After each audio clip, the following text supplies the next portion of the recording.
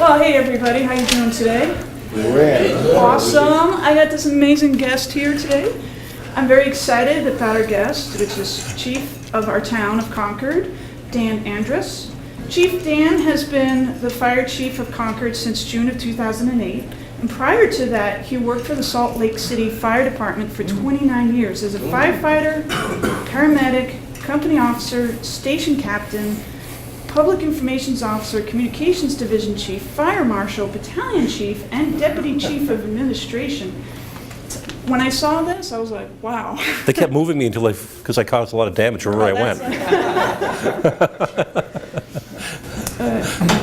He holds a bachelor's degree and 2 master's degrees from the University of Utah and a bachelor's degree from Western Oregon State College. He is a graduate of the National Fire Academy's Executive Fire Officer Program.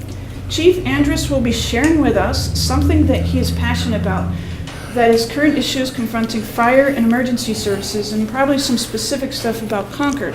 Let's give a warm welcome to Chief Dan.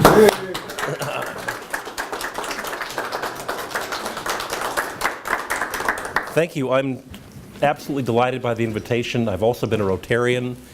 March 10th was my 8th year anniversary with the Concord Rotary Club. And actually, I'll kind of double back to that when I finish my presentation. If you did the math, I have been in the fire service. By June, it will be 39 years. I was young when I started, and I have a birthday next week. But I'm delighted to say that when I tell people my age, I apparently don't look my age, because I tell them, and they say, oh, I don't believe that. So apparently I look younger, right? Concord Fire. I'll have to make this a little more streamlined because it's a great story. We met with the Public Safety Board a week ago Monday, and we had a 3-page list of accomplishments for calendar 2017. I would talk more about the wonderful youth programs, including the Concord Regional Technical Center program at Concord High School, our Explorer program, or the ways in which our first responders are supporting the community through fundraising, through Operation Warm to provide coats, and Operation Elf to provide toys at Christmas, and through our now about 65-year partnership with the Muscular Dystrophy Association through the International Association of Firefighters. There's a story there. There are lots of sub-stories, but today I want to talk about the really big picture stuff. Calls for service, emergency medical services, senior falls, the drug crisis, responder mental health, and how we're dealing with each of those components. By the way, can everybody hear me? Great. Calls for service. When I got here, we were right around the 7,000 mark, but we had finished in 2006 and 2007 2 major years of flooding, which really pushed our calls up. So we're around 7,000 calls. And we hovered there. And in 2011, that number was 6,997, so we missed 7,000 calls. That was the last year we were below 7,000 calls. Then we started marching through 12, 13, 14, and in 2015, we broke the 8,000 mark. That's very busy for a department with 4 stations. In 2017, that number was 8,239. So this is all building up to my case for a new ambulance. What alarms me is that calls in the first quarter of this year were up 6%, and if you do the math, that means that we could be staring at 9,000 calls a year within 2 or 3 years, which is really straining our system. We had last year 25 building fires within the city of Concord. We also went mutual aid to about 20 more than that, but we do have a good number of building fires, about one every couple of weeks. Most of those don't kind of break into the headlines. Unfortunately, one that was very close to somebody here did almost a year ago now. But we do have still building fires. We've been in that business for a couple hundred years. But 70% of our work is related to medical emergencies. We have, if we take that and we take service calls, and most of our service calls are going out to mostly people who either through age or through a physical disability have mobility problems and they are down and can't get up. And all they need is a boost, and when they're back on their feet or in their chair, they're fine. And if you take those calls, that's 80% of our workload. We've been doing some statistics. About a year and a half ago, we hired a brilliant guy out of Merrimack Fire Department named John Chisholm. John is our EMS captain, and he holds a degree from Worcester Polytechnic Institute. He is one of the most brilliant people I've met, and his IT skills are tremendous. And he's used some reporting software, and we are now knowing that it's probably on an average of an hour a day, all 3 of our ambulances are busy. So we're really tapped out, and I'm frankly, this is the 3rd year I'll be seeking a 4th ambulance for the city of Concord, because we're certainly at that threshold. The point I'm making is that we're no longer just firefighters and paramedics, but we're what my friend Tom Shannon calls community responders. For any emergency, we tend to be anything that's threatening life, property, the environment, we're first out the door. So we're proud of that role, we're trained for that role, and whether it's a hazardous materials emergency, a medical emergency, a lift assist, we're there for you. There is a lot of attention focused on the drug crisis, and appropriately so. 2011, we had 35 overdoses in this city. 2017, 253. And the old numbers also count intentional misuse of medication for self-harm, suicide attempts using prescribed medications.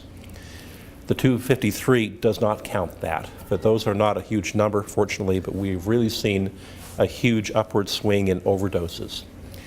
Looks kind of like the first quarter of 2018. Those numbers might be down a little bit, but we've seen it go down and then we've seen it shoot back up again. In 2011, we used Narcan 46 times. We used it 148 times in 2018. The quantities that we are using are unheard of. Back when I was in paramedic school, you were taught to administer incremental 0.4 milligram doses up to a maximum of 2. And we're using 6, 8, and 10. Because the power of the fentanyl, the carfentanil, which is used on large animals, the potency of these formulations is just mind-boggling to me. We also have, and this is more coming from our police chief, a major problem in the city with methamphetamine, so it's not just opioids. We do have a major drug problem. I'm going to move from there to Senior Falls, but I'm going to talk about opioids again in a minute. Anybody care to guess how many calls we had for people falling in 2017? Now, would you believe? 1,137. You're actually pretty close. You're a little high. That number is 904. 1 out of 8 calls is for a person who's fallen. 80% of those are for people aged 60 or over. And that number for people over the age of 60 went from 549 in 2016 to 729 last year. The epidemic in this city is people falling. Problem with falls, when you get to be at our age, some of our age, is that there's an 80% chance that if you fall, you're going to the hospital. And about half of those calls, we are using advanced life support, mostly pain control, because these are painful, disabling, and probably in a few cases, ultimately fatal falls as people fall, and due to a broken bone, they start a cycle that due to other physical problems will lead them eventually to the end of their lives, much, much sooner than it needed to be. So falls are a big and largely silent problem. Another piece of our work that we're concerned with is responder mental health. Certainly nationally, as we've seen this spike in overdose calls, and the work that our responders do, as great as it is, often involves people who are in really sad life circumstances. You go to calls and you see kids who are living and growing up in just awful conditions, and it takes a toll. It takes a toll when you see somebody who is overdosed to the point where you give them some Narcan, you literally bring them back to the brink of death. And then you meet them again the following week, the same problem, the repeat overdoses. All of this is taking a toll, and it was driven home to me 7 years ago. My first paramedic partner took his own life. And it was just stunning to me that a guy who had spent that many years could, and who was so physically robust and active, could end his own life. Suicide is a problem in our profession. We haven't seen any active members. We did have a retired member a couple of years ago who took his life. Responder mental health is huge, compassion fatigue, and just the ever-increasing call volume and the kinds of calls we're seeing are taking a toll on our responders. And we're seeing some of that in the fact that we're having a great deal of difficulty recruiting paramedics. We're trying to fill a spot right now, and we really have about 2 viable applicants. If we do a firefighter recruitment, we'll get about 88. But both for law enforcement and for the protective services and fire and EMS, we're struggling much more than we ever have in our past at filling those slots. That's the bad news. I want to turn to the good news and tell you that on February 26th, we had a big meeting up at on Airport Road at the New Hampshire Hospital Association. The city manager of Concord was there, police chief was there, the deputy police chiefs were both there, I was there. Local 1045, the International Association of Firefighters, had their executive board and some members there. We had Concord Hospital, Riverbend Community Mental Health, the Capital Area Public Health Network, and all of us talked for about 2 hours about how do we provide a continuum of care so from the time that we reach that patient who's had a drug crisis, whether it be an overdose or whatever, that we make sure that at each point, whoever that person encounters, from that first contact in their home or in some public space, that people are aware of the pathway for them to get into treatment. And I'm really pleased at how much work Riverbend particularly has been doing with this. And there was a meeting this week. I didn't make that meeting. Chief Osgood did in the police department. We've had 2 follow-up meetings. And we'll do our best. We will do our best to assure that people have a pathway into treatment. And Concord Hospital, we just had a meeting there yesterday morning in their 2015 Community Health Needs Assessment. Drug abuse was identified as the #1 problem. And Concord Hospital is resourcing more treatment and is really stepping up to the plate in our community. So, the drug crisis, I don't know how to, yes sir. How Fred. do you keep people employed? Because I was in a profession I wouldn't want to be in today. How do you prevent your personnel from contact with the drug problem? I'd be frightened. I went to a recent clinic. I think I'd retire tomorrow from my profession. I have to handle a body or someone injured. Yes, yes, and I knew your profession. You practiced long, and thank you for your service to many over the decades. But What was his profession? his profession, he was in the funeral business. All I had to worry about was tuberculosis. That was it. Yes. I'm glad I got up before this problem.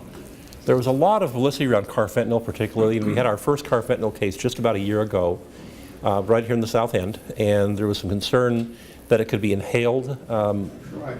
Our responders are very alert, and we send in a team, and they'll take a look, and at this point, it, excuse me, it has not prevented our team members from aggressively pursuing this, but we are very good at using body substance isolation. We have for years since the advent of the bloodborne diseases in the mid-1980s, when we really saw AIDS, which frankly isn't very transmissible except through some direct contact and ingestion, to the much more virulent hepatitis. So we have become very good as a profession about body substance isolation, precautions, gloves, eye protection, keeping any skin surface covered that might be broken. So we do have the organizational and the cultural ability to protect ourselves there. We haven't seen anything, but it's always a risk. It is certainly something I think that people, when they think about this career now, much like you think, there are so many more things to consider than when I entered the service that many years ago.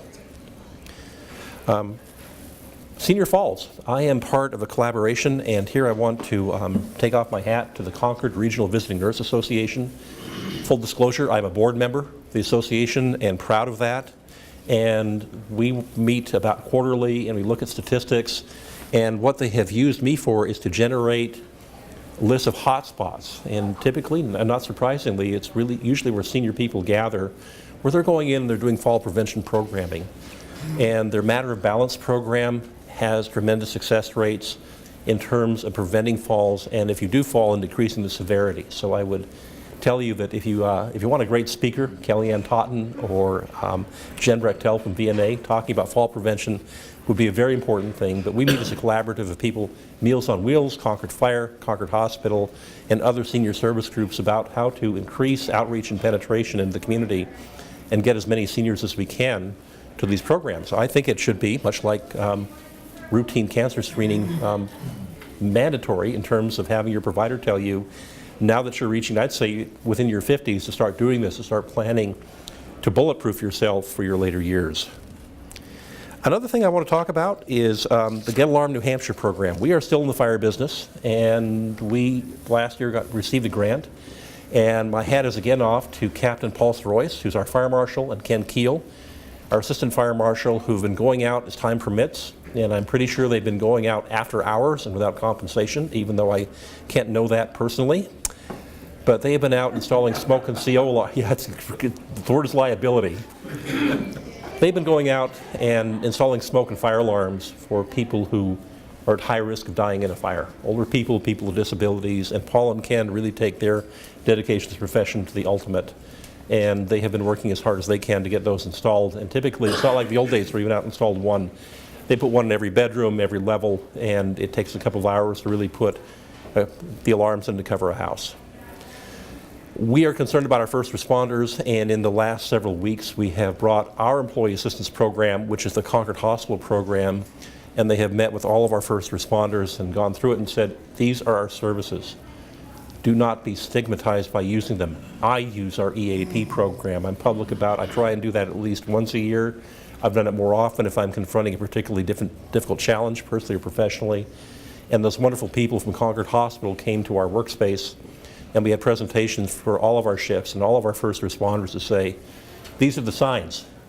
If you recognize these in yourself, if you see another responder exhibiting these signs, you're at high risk for post-traumatic stress injury. Get help, get into treatment, and get there before it degenerates into something that's going to impact your family life, your profession, and maybe even your life. That's just kind of a quick sampling. I didn't want to go longer than 15 minutes. I'm just a little bit below that. Right? Yes, Fred? Where are your fire training schools, the smokehouse and stuff? They used to be in Keene. Where do you train them in now? We have a site on Loudon Road that we have had since the mid-1960s. It was the original site for the State Fire Training Academy when they started to ramp up in about the early 70s. And we had structures there until about 2006, but they got so decrepit and so vermin infested and became such nuisances in terms of people camping in them that those were torn down. And a few years ago we started acquiring these railroad storage boxes, Conex boxes, and we have 5 of them. And if you're driving down Loudon Road, right there by the skate park, we have a 3-level structure that we have built with Conex boxes, and we have a 6th one that serves as a storage unit, and we picked those up for about $1,000 to $2,000 a piece. And we have really made do with good old Yankee ingenuity about constructing a training center. Is that near the Everett Arena? That is right by the Everett Arena. Yeah. We have an 8:30 meeting because with the expansion of Everett Arena and the recreational uses of those properties, we're looking at relocating ourselves to Old Turnpike Road on a piece of city-owned property that sits up there. But most of our training happens there. We do go to the Fire Academy, but the Fire Academy serves every community in the state.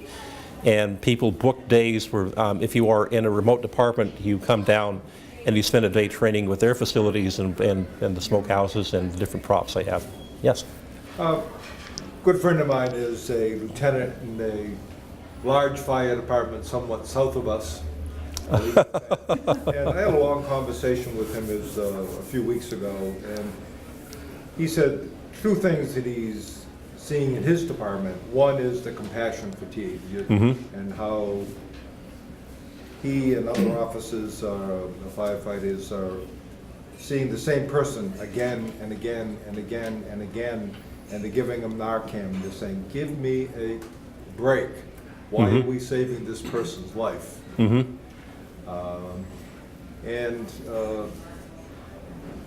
I think, kind of spoke to that in terms of the compassion fatigue. And the second was that he was most concerned about, though, was the cancers coming into effect or coming into play for young firefighters because of going into buildings that are burning all sorts of synthetic materials, and I know there was a bill in front of the legislature to try and do something about that failed. What are your thoughts about those two? Occupational cancer has always been part and parcel of our profession, and it has never been worse, and it's a hard subject to broach, so forgive my emotion, but there's a young firefighter in Portsmouth named Kyle Jamison. Kyle's in his early 30s. Kyle died of, I think it was a leukemia, about a year ago. Kyle's wife, Kyle's widow, Christine, testified, and it is the most heart-wrenching stuff of everything that they went through to care for Kyle up through his death, and they have, I think, 2 small children, and they've essentially been bankrupted, and she's trying to make it go, and between the cost of treatment and all of that and being out of work, we were just hoping for a little more responsiveness from the legislature in terms of occupational cancer. I think they wanted to study it longer. The link has been demonstrated, and a few years ago we lost a lady named Sarah Fox, who was a Portsmouth firefighter, and they are the owners of the Fox Smokehouse in Canterbury. That's her family business, but Sarah had been diagnosed, was pregnant at the time, deferred her treatment until she had the baby, and at that point it was too late, and she was really on it had gone metastatic, and Sarah died about 5 years ago. Right. But it has always been, and I'm at the age now where I'm seeing a lot of one of my recruit school classmates from 1979 died of colon cancer about 8 years ago, and it has always been a later in life issue, but now we're seeing this stunning trend of having firefighters in their 30s and younger because of the toxicity of all that's around us, and it's just the built environment is so much consisting of plastics, and you're exposed to things like cyanide, which is a hydrogen cyanide, which is a very common product of combustion, which is the gas chamber gas. So it's is there politically something? I mean, this is something Rotarians could do and get the word out when the bill is, and it will come up again. Yes, no doubt, of the study committee to put a big campaign on to contact our local representatives and senator about supporting this type of bill. that would be wonderful. That truly would be wonderful. It breaks my heart. And let us know when the time comes. So okay. I'm gonna one more question. You had mentioned that falls is a big part of your. Yes. Any idea why the uptick in falls? Is it more elderly around, or is it less older. family support? Yes, it is really that bubble of people, the baby boomers, of which I am one. And when I looked at the statistics, I told the VNA the good news is that the rate of falls is remaining constant. We are holding our own. But the number of patients over 60 that we saw in the last 12 months, ending at the end of February, was 3,300. The number for the previous 12 months was 2,700. And again, it's not because we're having a huge number of influx, but people are getting older, and our older patients are calling again and again. And that's one of the things I actually had a meeting on yesterday to say, we really need to identify the people who are frequent patients and make sure that they are connected with home health care services. Thank you, Chief. Thank you. Thank you very much, Jim. We have for you, Jack. Yes, Chief, I'm going to donate a book to the Concord Children's Library in your name, Oh, excellent. and your name will be printed on the front jacket cover. You need to pick out a title Excellent. and print your name beside it. Here's a pen if you need it. Thank you. I just finished this one. Oh, Oh, wonderful. Thank you so much. I got to go to Beaver Meadow School about 2 months ago and read to them, and it was just a marvelous experience to be with our second graders. Nice to see everybody here. Guests, thank you very much for attending. Small but friendly club. And with that, have a great day.